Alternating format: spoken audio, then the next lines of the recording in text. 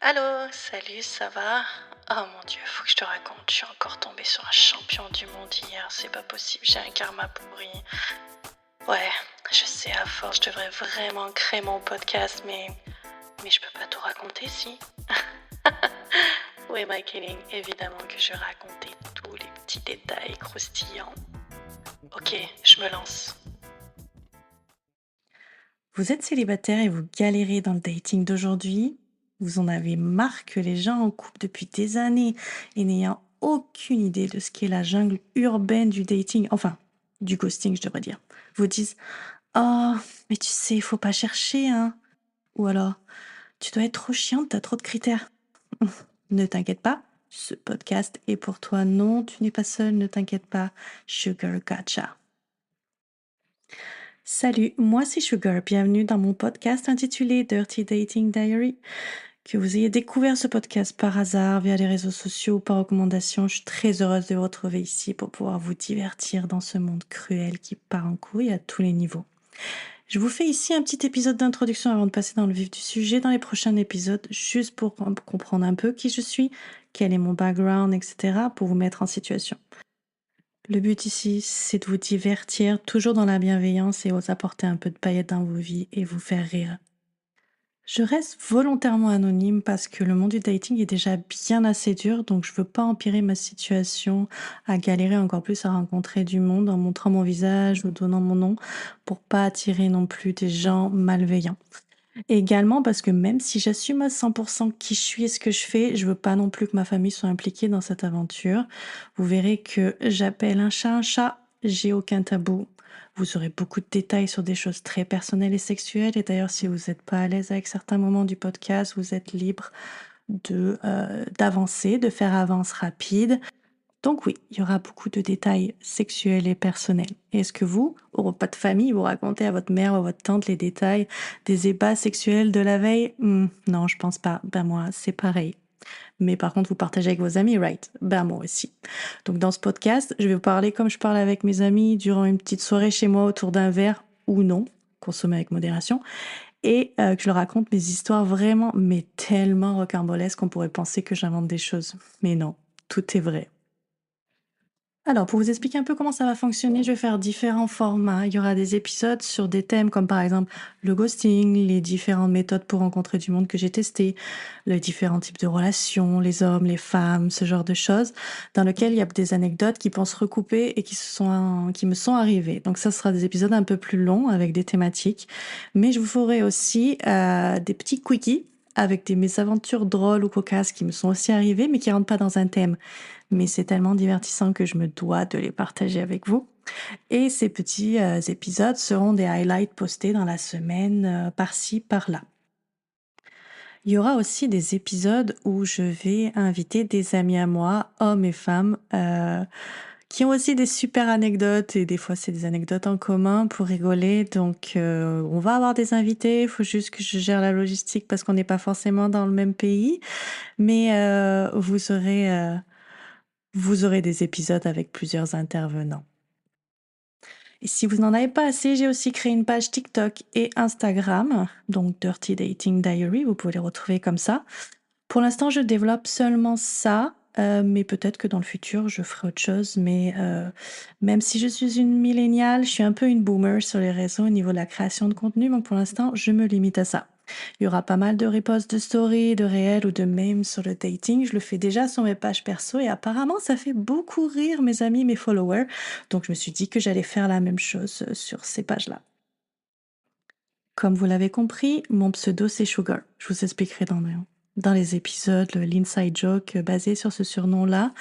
Plusieurs de mes amis utilisent d'ailleurs vraiment pour me surnommer. Donc je suis une femme milléniale dans la trentaine, hétéro, donc bicurieuse, sans enfant.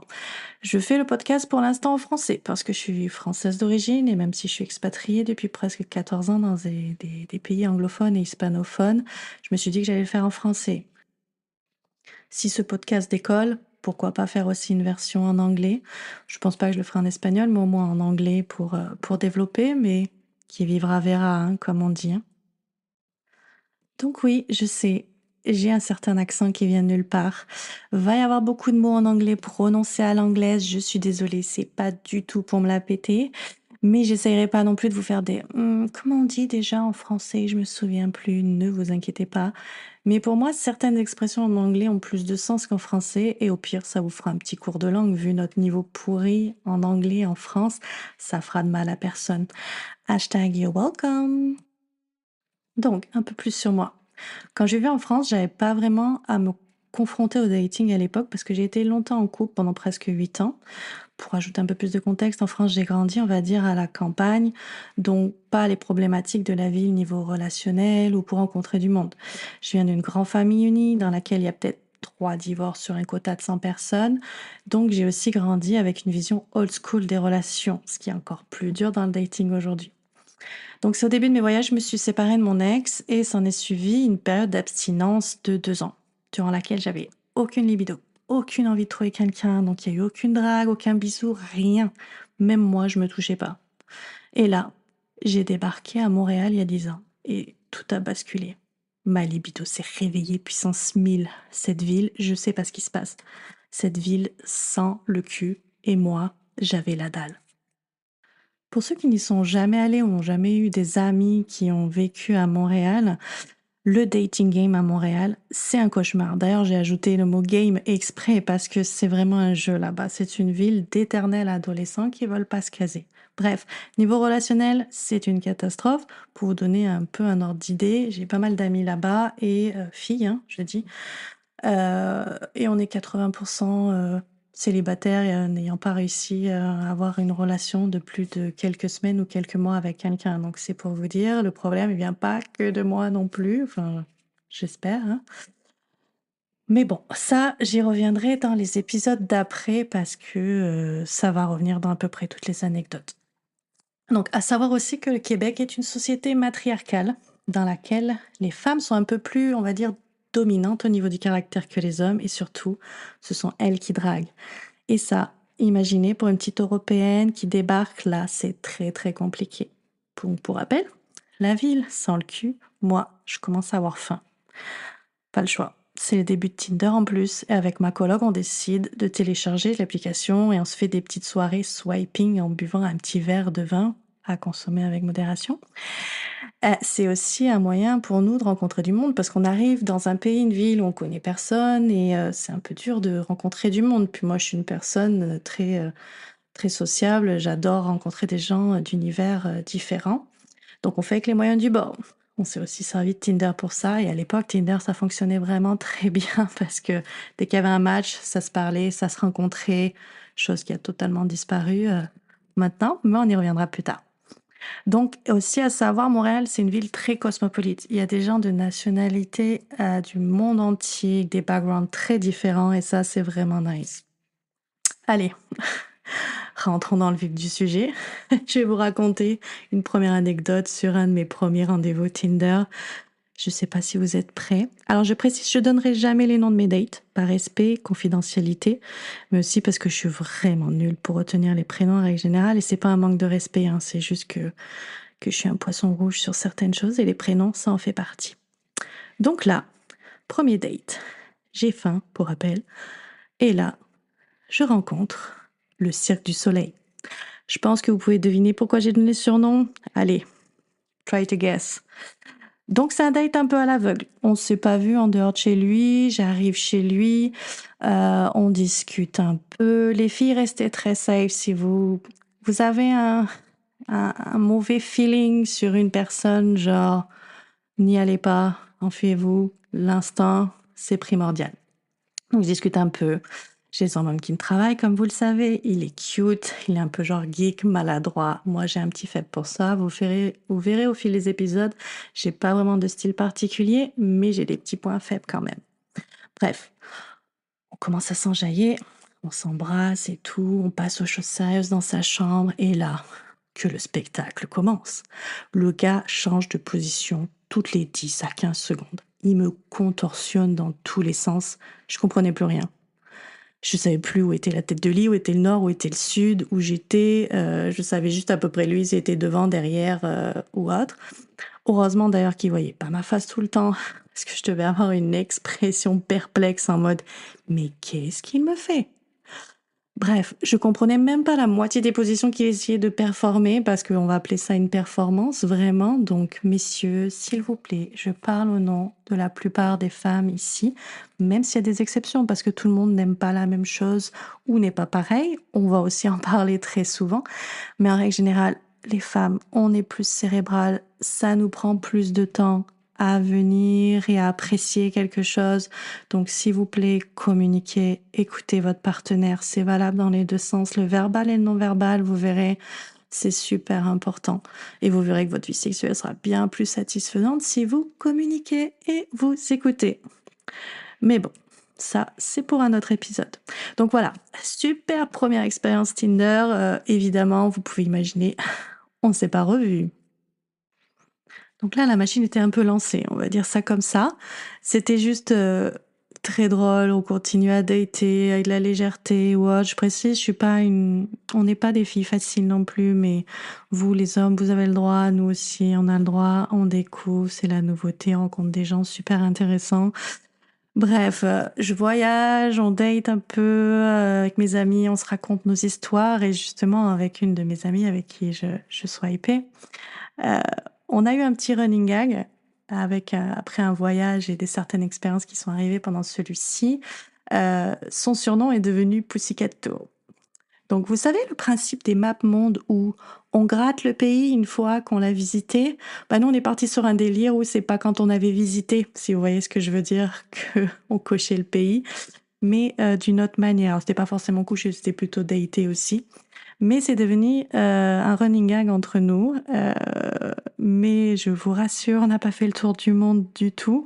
C'était plus pour en rire, c'était bien drôle et depuis, elle a éteint son flambeau parce que elle a réussi là où beaucoup échouent. Elle est en relation avec un enfant, donc je lui ai dit: «Ne t'inquiète pas, je reprends le flambeau, je reprends la responsabilité du Pussycat Tour, je ne lâche pas». Allez, je suis généreuse. Autre anecdote pour aujourd'hui. Je vais pas vous dire le surnom tout de suite, sinon ça va gâcher la chute, de l'anecdote. À savoir que je suis une personne assez, curieuse dans la vie et c'est ce match-là qui a, signé le début de la fin, on va dire ça comme ça, qui a signé le début de mon algorithme dans lequel les applications ne m'envoient que, des champions du monde ou des cas à part ou des gens qui ont des kinks ou des fantasmes très particuliers. Donc là, je vois la photo d'un gars, qui avait l'air cute si c'était vraiment sa face, mais avec ce genre de profil, on peut jamais savoir si c'est un catfish ou pas, parce que les gens, des fois, n'assument pas de montrer leur vrai visage avec, ce qu'ils aiment faire. Et donc gars plutôt cute et après il y a une autre photo avec quelque chose en métal à une forme particulière, je comprends pas ce que c'est et dans le profil du gars, c'est écrit, «Oui, j'ai un fantasme un peu particulier, match avec moi, je t'en dirai plus à ce moment-là». Donc évidemment, sugar likes it et là on match et je commence à discuter avec lui. Il me dit: «Est-ce que tu as compris un peu le truc?» Je lui dis: «Non, pas du tout, vas-y explique-moi». Il me dit: «Bah, en fait, la photo que tu vois, c'est pas exactement ce que j'ai parce que moi c'est en silicone». Il me dit: «Mais ça, c'est une cage de pénis». J'étais comme: «Alright, cage de pénis, beh, je t'écoute, dis-moi en plus». Donc il me dit que lui, un de ses kiffs, c'est, l'abstinence un peu forcée qui crée de la frustration et qu'au moment du release, apparemment, l'orgasme est fantastique. Donc en gros, il mettrait son pénis, dans sa cage à pénis, en Skype ou ce genre de choses et que moi, en face, donc il y a un petit code sur le cadenas, que je décide du code, donc lui il tourne, il voit pas le code et son kiff c'est de ne pas savoir quand, en heure, en jour, en semaine, je vais pouvoir le release, mais que, le temps donc de jouissance et de plaisir est proportionnel au temps de frustration et d'abstinence. Donc le release peut se faire avec moi ou non. Je peux même juste, décider de lui dire: «OK», genre, 10 jours après: «OK, le code c'est, 10-10». Et tu peux t'amuser avec une autre fille random, je m'en fiche. Mais c'était ça son petit kiff. Donc Moi, personnellement, je sors d'une relation de 8 ans vanille, on va dire et c'était juste cool de discuter avec lui et d'en apprendre plus que j'avais jamais entendu ça de ma vie. Je lui dis: «Ah, c'est cool et tout, merci, d'en avoir discuté avec moi, mais là, aujourd'hui, c'est pas forcément un kiff à moi, même si c'est pas non plus super hardcore». Je dis: «Mais bonne continuation». Donc voilà, ça s'est arrêté là avec lui, notre conversation, mais c'est quand même, quelque chose qui a déterminé, tous les profils proposés sur les apps, tous les reels, toutes les choses que j'ai pu avoir sur les réseaux sociaux reliés à Tinder par la suite et qui font ma réputation avec mes amis, de recevoir et de tomber sur ce genre de phénomène, on va dire. Mais après aussi, comme je le dis et je vais le dire très souvent durant ce podcast, il y a pas à avoir honte des fantasmes que vous pouvez avoir tant que c'est des choses qui sont légales et qui incluent le consentement de, l'autre personne ou des autres personnes avec vous. Il y a aucune honte à avoir. Si vous voulez pas en parler avec tout le monde, il y a pas de souci, mais que vous aimiez mettre votre pénis dans une cage et l'enfermer, que vous vouliez que, l'autre personne vous promène en laisse ou, vous faire pipi dessus, chacun son truc. Oui, c'est particulier. Oui, les gens peuvent vous juger, mais écoutez, vous êtes qui vous êtes et c'est la frustration qui crée vraiment les problèmes par la suite, donc assumez-vous. Donc voilà pour cette intro. J'espère que ça vous a donné envie d'écouter la suite. Mais voilà, ces petites anecdotes, vous mettent un peu en bouche, vous expliquent pourquoi je suis un aimant à phénomène par la suite. Il y a tellement d'anecdotes que j'espère ne pas en oublier. Puis de toute façon, je vous ferai des quickies si j'oublie des choses. Donc oui, si vous aussi vous tombez, sur des gens particuliers, parce qu'il y a pas que le ghosting, il y a pas genre, c'est la catastrophe. Les gens en couple peuvent pas comprendre. Vous n'êtes pas tout seul.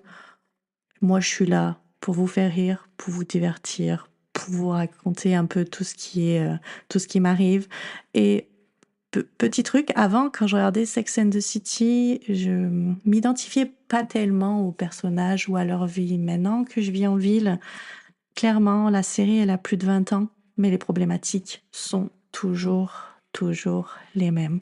Hommes, femmes, relations, c'est super compliqué. Notre génération de millénials, on est maudits un petit peu parce on est dans l'ère du développement du numérique et où les gens se parlent plus, ne respectent plus les autres. Il y a plus de communication. C'est très très dur. Depuis la Covid, c'est encore pire de ce que j'ai pu voir.